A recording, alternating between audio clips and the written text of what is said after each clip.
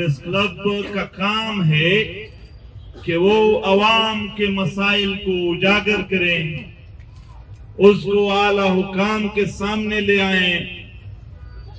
मगर अफसोस वो मीडिया जो बलूचिस्तान में फौजी ऑफिसर्स और वतन फरोशों के एक दूसरे के साथ पकौड़ों के प्लेटों वाली जो महफिलें होते हैं वो तो नशर करते हैं, मगर मजलूम माओं के आंसू के लिए उसमें कोई जगह नहीं है।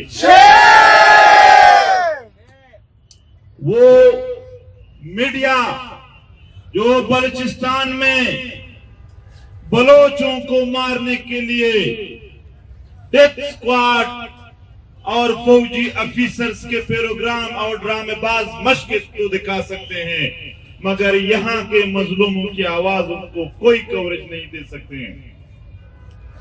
क्या यहाँ पर रहने वाले सहाफियों में इतनी जुर्रत नहीं है कि वो इन माओ बहनों की आवाज उनके अल्फाजों में बयान कर सके? क्या इनमें से कोई एक भी मीडिया ऐसा नहीं है? नहीं होगा, क्योंकि ये रियासत नहीं है, ये एक इस्तेमारी रियासत है, ये इस्तेमार है, और इस्तेमार में कानूनी को कोई हक नहीं होता है, उनके लिए कोई इंसाफ नहीं होता है, ना उनकी जुबान को कोई अहमियत देगा, ना उनको इंसाफ मिलेगा, ना उनको अपने वसाइल पर हक, और ना उनकी जिंदगी को बेहतर बनाने के लिए कोई प्लानिंग मंसूबे। हर साल बजट में अरबों रुपयों का जिक्र किया जाता है कि बलूचिस्तान के लिए 500 अरब 600 अरब इतने अरब रुपए मुकर्रर किए गए हैं। वो 500-600 अरब रुपए वतन फरोशों के लिए होते हैं, आवाम के लिए नहीं होते, आवाम के मसाइल हल करने के लिए नहीं होते हैं। वो यहाँ पर चंद लोगों को खुश करने के लिए होते हैं ताकि वो फिर अपनी वतन की दलाली कर सके। ये बजटें आवाम के लिए नहीं है। आवाम की फिक्र होती उनको, तो क्या ये बूढ़ी माएं जो अरसे से यहाँ रो रही है उनकी फिक्र क्यों नहीं करते हो? चंद हफ्ते पहले पंजाब में जर्नैल के घर का एक मोर गायब हुआ था। मोर एक परिंदा है, वो भी बासियाब हुआ, और उनको जो ले गया था वो भी गिरफ्तार हो गया, मगर हजारों पश्तून बलोच लापता अफराद को अगवा करने वाले आज तक गिरफ्तार नहीं हुए। आपके हजारों माओ बहनों के आंसू की कदर नहीं है, आपके हजारों मिसिंग पर्सन जिंदा इंसानों की कदर नहीं है उनको, मगर एक मोर का है, क्योंकि वो जर्नैल का है, वो इस्तेमार का है। लिहाजा आपके लिए इंसाफ नहीं, लापता अफराद हैं, मावराए अदालत शहादतें हैं, कत्लेआम हैं, फौजी ऑपरेशन हैं। बलूचिस्तान और पख्तूनख्वा में बलोच और पख्तून के लिए फौजी ऑपरेशन होते हैं। पूरे इलाके मिलिटराइज्ड है, हर जगह पर चेक पोस्ट और किले हैं, और ये सब कुछ इस सरजमीन पर अपना कब्जा मजबूत करने के लिए है, न कि अवाम के मसाइल के हल। वो यहाँ पर जंगे हमारे लिए नहीं लड़ते हैं, उनकी अपनी मंसूबे हैं, अपने मफादात हासिल करने के लिए वो ये सब कुछ कर रहे हैं। लिहाजा ये हमें पता है इंसाफ नहीं मिलेंगे यहाँ, मगर फिर हम क्यों एहतजाज करते हैं? एहतजाज फिर क्यों जरूरी है? इसलिए जरूरी है कि अगर ये एहतजाज ना हो तो फिर वो अपना एक तरफा बयानिया फैलाएगा, اور پھر اس کا جھوٹ اور یہ ڈرامے اور یہ ظلم جبر یہ کسی کو نظر نہیں آئے گا. پھر ان کے سارے جو ڈرامے ہیں وہ سچ لوگوں کے سامنے پیش کریں گے کہ گویا یہ سچ ہے, یہی احتجاج ہیں, یہی مسنگ پرسنز کیمپ ہے. جو بھی یہاں سے گزرتا ہے اس کو یہ احساس دلائے گا کہ یہ بیانیہ جو اس کا ہے وہ جھوٹا ہے, یہ مظلوم, یہاں پر مظلومیت ہے, جبر ہے, ظلم ہے.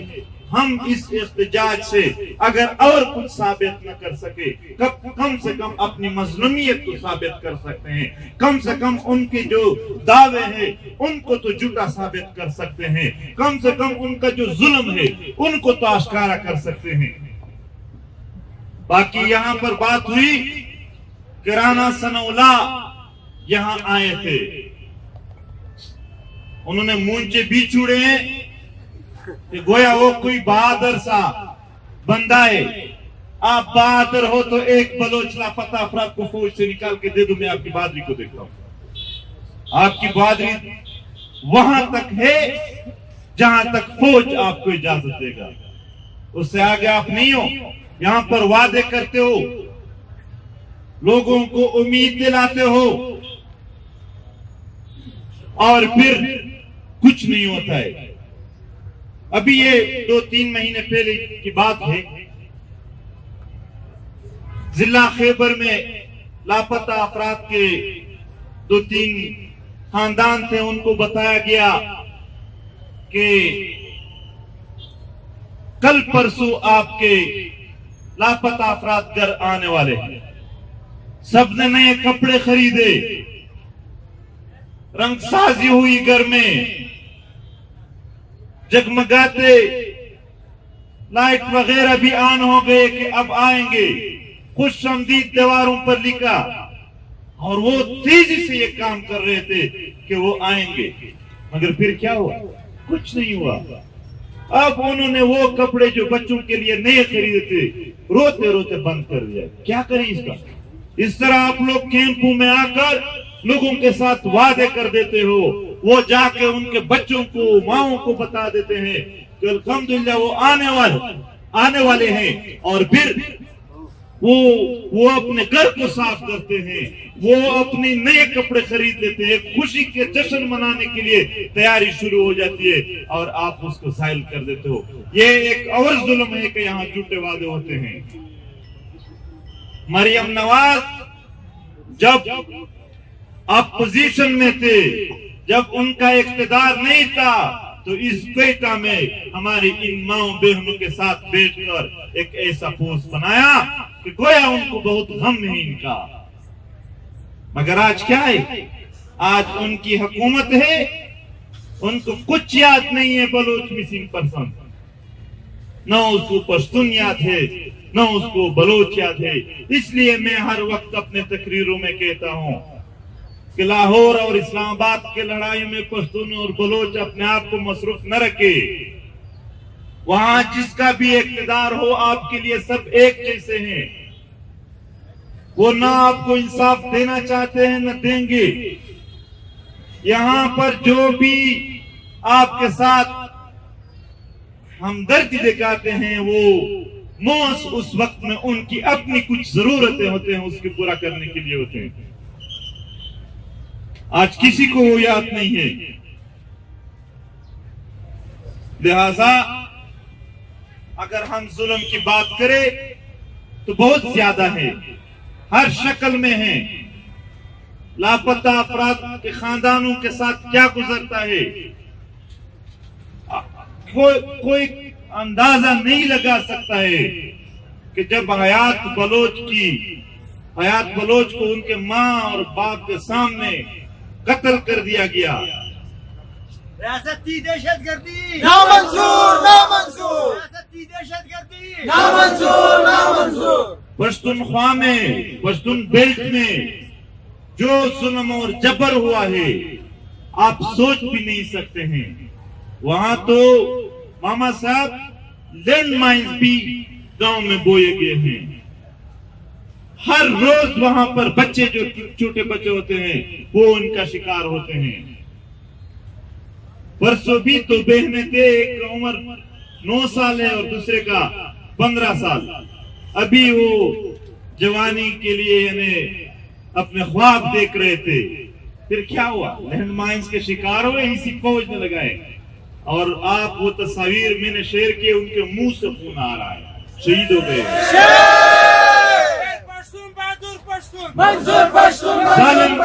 जालिम रियासत है, जाबिर हैं, इनके लिए अब एक जालिम दुश्मन, जालिम जाबिर जरूर है, लेकिन मैं कसमिया कहता हूं ये इंतहाई डरपोक है। मगर मसला ये है कि हमारा इतिहास नहीं है।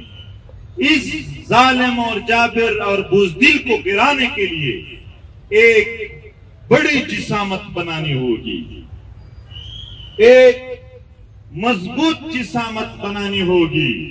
वो है कौमी इतिहाद, अवाम का उठना। उनके पास टैंक है, जहाज हैं, फौजें हैं, मुख्तलिफ इदारे हैं, बेस कैंप से दुनिया की पुष्टपनाह, ये सब कुछ है। आपके पास अल्लाह के सिवा एक ताकत है, सिर्फ आप उसको बरकरार ले आओ, उन सब को शिकस्त दे सकते हैं। आपके पास अपना कौम है, उसको मुत्तहिद करो, मुनज़्ज़म करो, मुज़ाहमत करो, फिर देखते हैं कि इनकी हैसियत क्या है, इनका बस कितना चलता है। इस तरह के भाई ने कहा कि इत्तेहाद हो जाए, बराबर नुमाइंदगी हो, उस पर बात करते हैं। कौन सा ऐसा तरकीब है जिसको हम बेहतर तरीके से इन सारे अक़वाम को और उन अक़वाम के अंदर मुख्तलिफ फिक्र रखने वाले और मुख्तलिफ तंजीमों को इकट्ठा कर सकते हैं। हम कौम वाकई गैरतमंद लोग हैं, मगर एक कमजोरी है हमारी, हम तकसीम है, सब हर कौम तकसीम है। और ज़हनी तौर पर उन्होंने अपने मीडिया, सियासी आलात और दीगर चीजों से, सरकारी बयानातों से, रिश्वतों से, यहाँ पर पकौड़ों और समोसों से इनसे मुंतशिर कर दिया है पूरे कौम को। अब इस इंतशार से अपने कौम को बचाना है, इसके लिए सियासी जदोजहद करते हैं।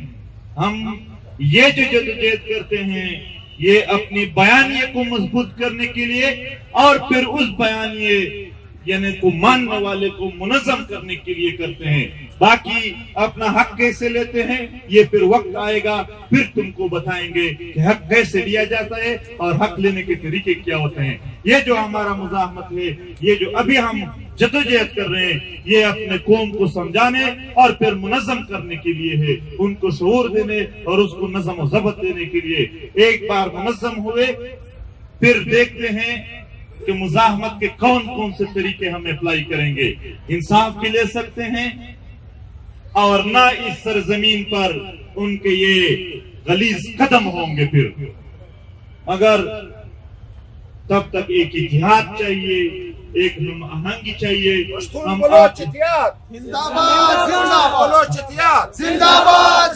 आप लोगों के साथ थे, जालिम और मजलूम की इस लड़ाई में हम बिल्कुल वाज़ेह बलोच कौम के साथ थे, हम बिल्कुल वाज़ेह बलोच कौम के साथ थे।